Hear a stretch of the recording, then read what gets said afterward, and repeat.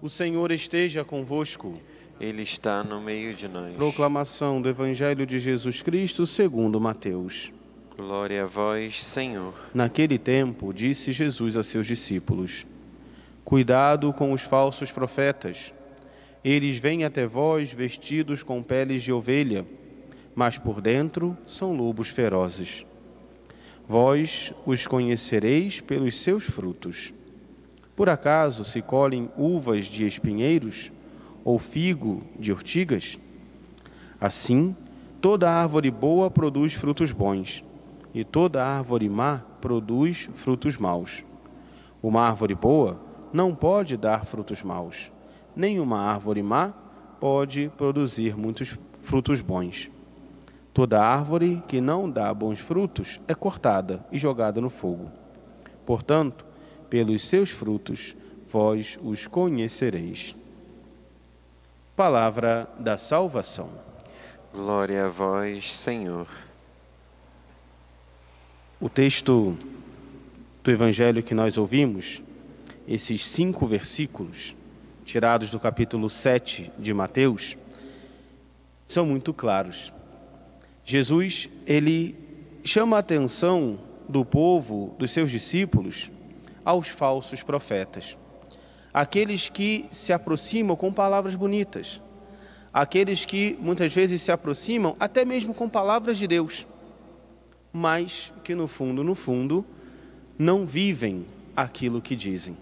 Não portam na própria vida, não levam na própria vida aquilo que dizem.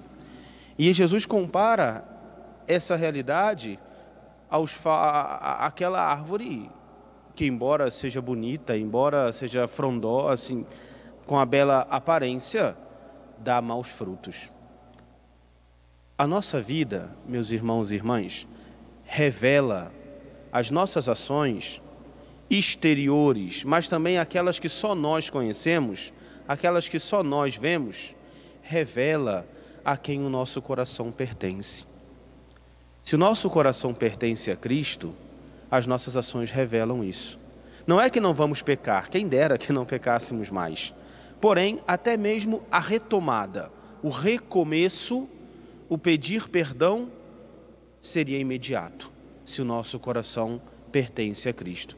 Eu acho que é bonito olhar essa leitura e nos perguntarmos, bom, mas hoje as minhas ações têm revelado a quem eu pertenço? E a pergunta é, a quem eu pertenço?